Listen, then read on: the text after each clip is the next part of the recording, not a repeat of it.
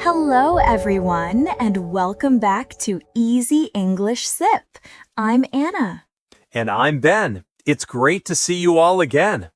Anna, do you ever get lost when you visit a new city? Oh, absolutely, Ben. Sometimes, even with a map, I can get a little confused, especially in big, busy cities. It can be quite stressful, right? Exactly. It happened to me once in Tokyo. I spent almost an hour looking for a specific museum. I felt too shy to ask for help. That's a common feeling. Many English learners hesitate to ask for directions because they don't know what to say or they're afraid they won't understand the answer. My problem exactly. And Ben, some of our listeners might be thinking, why do I need to learn how to ask for directions when I have a map app on my phone? That's a very good question. Yes, what's your answer, Anna? Well, map apps are wonderful, but sometimes they don't work. Maybe your phone battery dies or you don't have internet access. Or sometimes a map app only gives you a street name, but a local person can tell you about a shortcut or a landmark that helps you find your way much faster. Also, asking for directions is a great way to practice your English and meet local people. It's a real-life conversation, which is great for your speaking skills. You're right. My phone battery always dies when I need it most. And meeting people is a great bonus. So yes, we still need to learn this. Absolutely. So today we are going to change that. In this lesson, we'll teach you all the essential phrases to ask for directions clearly and understand the answers confidently. We'll help you get around any town. This is so important for travel. I'm ready to learn how to never get lost again. Let's start with some key vocabulary, common places you might want to find in a town or city. Okay, what's first? Number 1, a bank.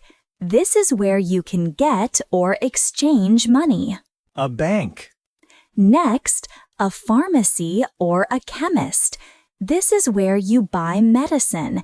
In the UK, it's often called a chemist. A pharmacy or a chemist. Got it. Then, a post office.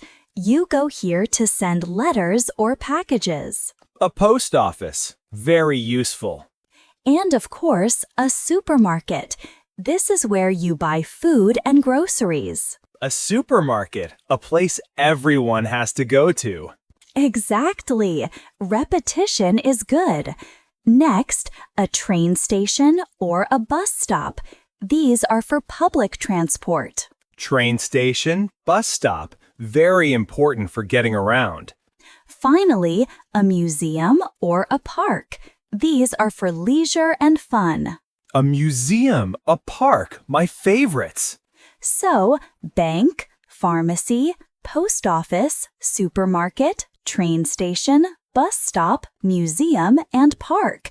These are good places to start.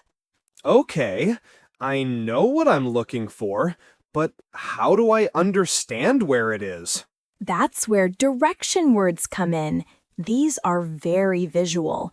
First, go straight or go straight ahead. This means don't turn, just continue forward. Go straight. Easy. Next, turn left and turn right. You will hear these a lot. Turn left. Turn right. Then, on your left or on your right. This tells you the location of the place you are looking for. For example, the bank is on your left. On your left. On your right. Got it. Then, another common one, cross the street. This means walk from one side of the road to the other. Cross the street. Simple. And you might hear at the corner or around the corner. This means at the intersection of two streets. At the corner. Like the coffee shop is at the corner of Main Street and First Street. Perfect. Finally, traffic lights. These are the red, yellow, and green lights for cars. People often use them as landmarks. Turn right at the traffic lights. So, go straight, turn left, turn right, on your left, right, cross the street, at the corner, traffic lights. That's a good set. Now, let's put these words into sentences. First, asking for directions. The most polite way to start is with "excuse me" to get someone's attention.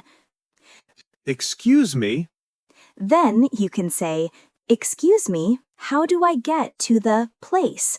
Or, "Excuse me, where is the place?" excuse me, how do I get to the post office?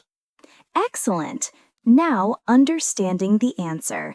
People will often start by saying, "go straight" or "turn left at." They might also say, "it's about 5 minutes from here" if it's close. 5 minutes from here. Okay. If you still don't understand, it's okay to ask for help. You can say, "Sorry, could you repeat that, please?" Or, "Sorry, could you speak more slowly, please?" Another good one is, "Can you show me on the map if you have a map?" Can you show me on the map? That's a very practical phrase. I feel much better about asking now. Okay, then, you're ready. Let's do a complete role play. I will be the helpful local, and you are a lost tourist looking for 3 different places.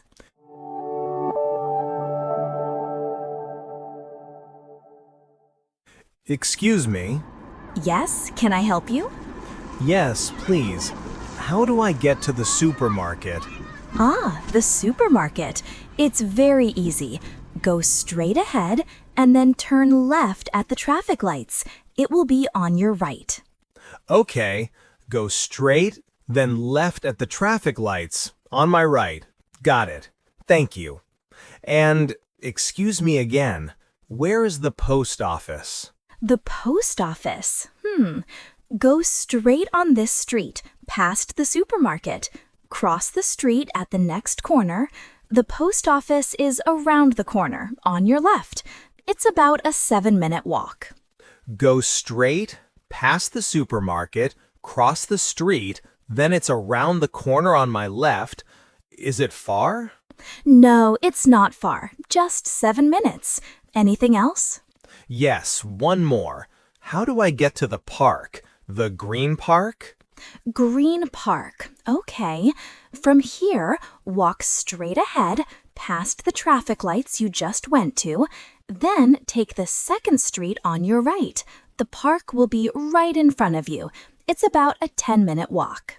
2nd Street on my right, and it's in front of me. Thank you so much. You've been very helpful.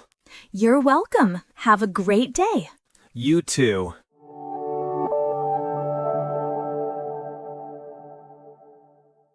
Wow, Ben, that was a perfect role play. You handled all those directions like a pro. Thank you. I felt much more confident. But Anna, I heard some new words and phrases in our role play, especially from you. You don't miss a thing. That's our bonus section for today. Let's look at some extra words and phrases that will help you understand even better and sound more like a native speaker. First, some key vocabulary. When you asked, "Is it far?" the word far means a long distance. Ah, far. And when I said, "take the second street on your right," the word street means road, and second is an ordinal number. We use ordinal numbers for street names: 1st Street, 2nd Street, 3rd Street. So street and 2nd Street. Got it. Now for some very useful fixed phrases you will hear. When I started, I asked, "Can I help you?" This is a very common and polite way for someone to offer help. Okay, so I should listen for "Can I help you?" Exactly. And when you were trying to understand, you said, "Got it." This is a casual and very common way to say, "I understand." Got it. I like that one. It's very natural. Also, at the end, you said, "You've been very helpful." This is a lovely and polite way to thank someone for giving you good directions. You've been very helpful. I will remember that. One small grammar tip. When you're talking about places, prepositions are very important. We used on your right, in front of you, around the corner. Using the correct preposition really helps people understand directions. So prepositions like on, in front of, around are key for directions. Excellent. These extra tips are very useful. Okay, that was a very detailed review. Now, let's finish with our absolute top key takeaways to remember from today. Don't be shy. Use "excuse me" and ask for directions. Know key phrases. How do I get to? And where is? Understand directions. Listen for go straight, turn left or right, on your left-right. If lost, ask, "Sorry, could you repeat that?" Or "Can you show me on the map?" Today's lesson helps you ask for directions. It also helps you build your vocabulary and grammar. Practice really helps. For everyone watching, here is your homework. In the comments below, tell us how to get from your home to your favorite park or coffee shop in English. Use the phrases we learned today. Study tip: please listen to this episode 3 times. First time, slow speed, no subtitles, just listen. Second time, normal speed with subtitles. Third time, normal or faster speed, no subtitles. Then compare with your first try. Did you improve? We would love to read your directions. Thank you for joining us on Easy English SIP.